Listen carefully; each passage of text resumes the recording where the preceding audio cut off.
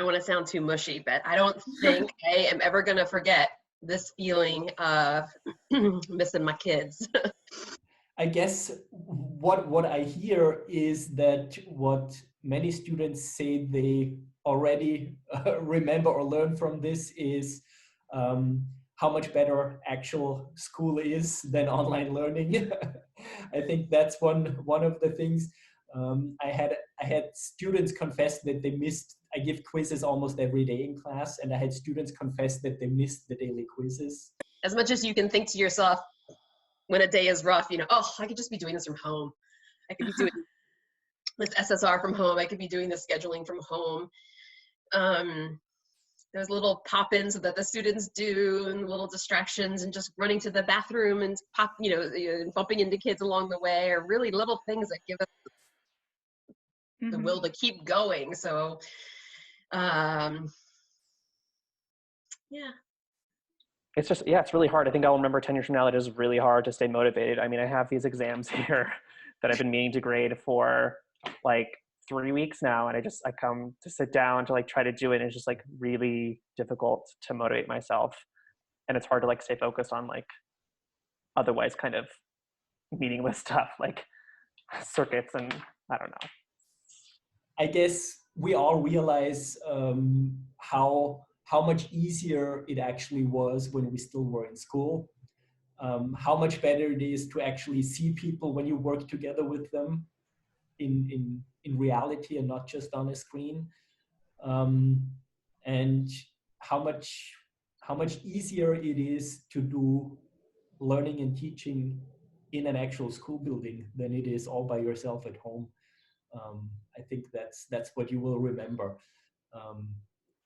I think I'll remember that this was probably even busier than being at Stuyvesant. I will also remember the sense of community. I think that people are drawing even closer together, even though we're apart. Students and teachers were still able to come together, even at a time when we're apart and distant from each other. The camaraderie among my colleagues is something I've really been impressed by.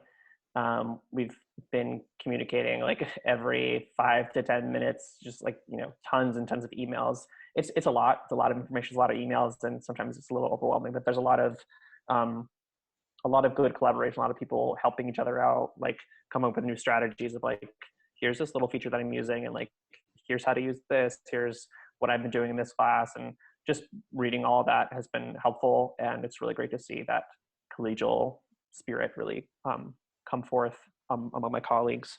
People finding ways to stay a community, finding ways to connect despite adversity. Those are the things I hope kids will take away. Creating a community online in a way that I never really knew was possible, and in a way that I've never really experienced. So I think that that's hopefully what I will remember about this period, is just like, I'm proud of our students and I'm proud of our teachers for being able to rally around something in a time that's been really, really hard for a lot of people. They're resilient, that they, I want them to remember that they can get through a lot of really difficult things. I think I want them to learn and trust in their own ability to persevere and to make the best of any difficult situation. They have the tools and the emotional and mental wherewithal to weather any sort of storm, whether it's a global pandemic or a recession or a depression or, climate change down the road, or there's all kinds of things that are going to really change the fabric of society and change the way that we think of the normal world. And so I would want students to just trust in themselves and trust that they can get through it. I think Stuyvesant students are, by and large, not just Stuyvesant students, I think people in general, we are more resilient than we give ourselves credit for. We can live through, I'm sorry to say, incredibly horrible, terrible things, see incredibly traumatic things happen. I mean, things I saw on September 11th, I would never wish that anybody would have to see. You know, we live through these moments, and you know, we find a way of coming through to the other side. You know, we human beings, we are very resilient.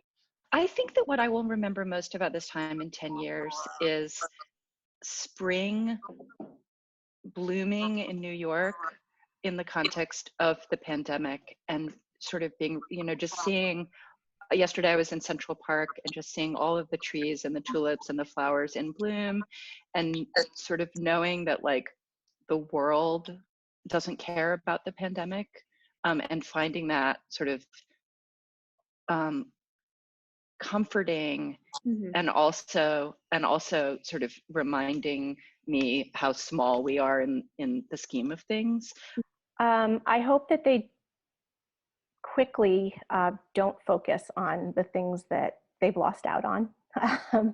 I know that this is really hard on students, especially our seniors, because this is the most fun time in their spring term, and they're missing weeks at a time of it. So I'm hoping that's not part of what they remember most about it, but that they are focusing more on all of the relief efforts and all of the ways that they are coming together to help their communities, and seeing how New York is really coming together. I know that each day here, the 7 p.m. clap gets longer and louder, and people are really trying to come together and support each other, and really that's all we can do is stay positive for one another, because this is really a hard time throughout the world and in our city.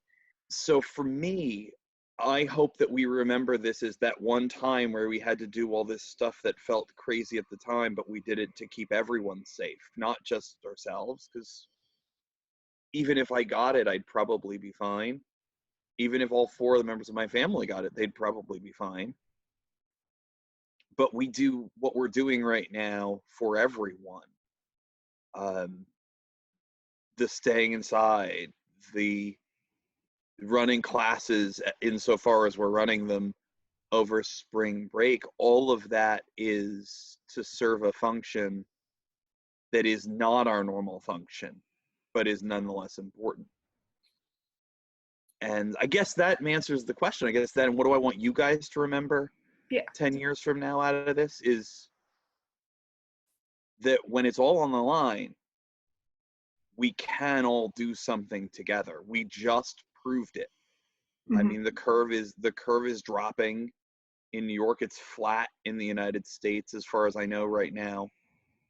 It wasn't the barons of industry who made that happen. It wasn't the government that made that happen. It was everyone. If this thing is not a total disaster, it will be because of what we all did. And that's a powerful lesson, that we can all do something great together, even if it's just when we have to. So I believe that most of us are going to be able to persevere through this. I believe we're going to come through it stronger. I think 10 years from now, we're going to look back on it and we're going to maybe laugh a little bit at some of the foolish things we did. We're going to know what to do in the future if this kind of thing happens. We're going to be more grown up about it. And it's going to become a part of us. You know, it's going to be a part of our makeup.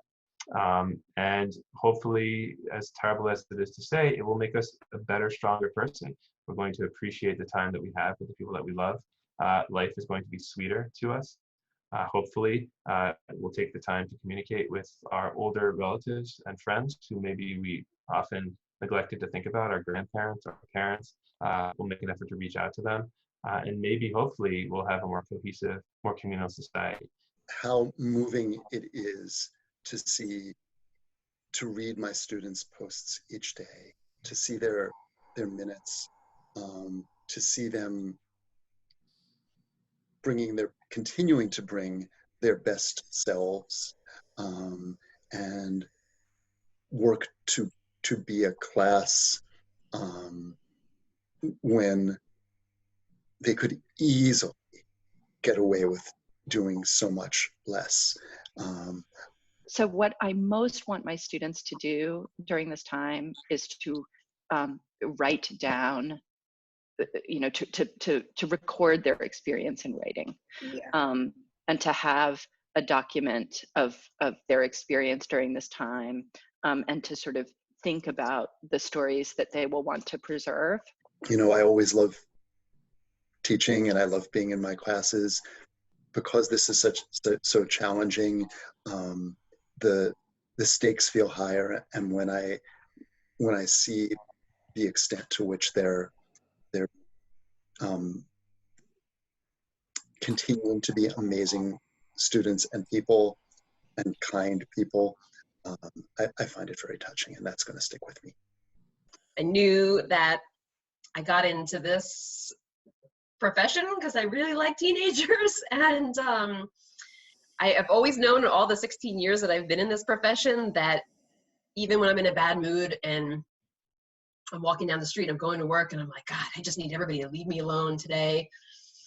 I can't deal with people today. The moment just from that walk from the mailboxes to my office, going along that that floor in the senior bar and having kids say good morning and stuff, it just on a dime will change my mood. So I would love for the students to remember this many years from now how much the school counseling department loves the kids and misses the kids and misses that interaction. And I hope that they're able to see and feel that their teachers still care for them, their classmates still care for them, this community still cares for them, in a moment when, again, it's been really hard for everybody. But I hope they feel cared for, I think, is the biggest thing that I hope they remember and take away.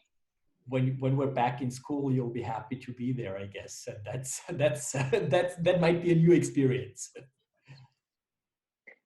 nice. That was sweet. Aww. Mm-hmm.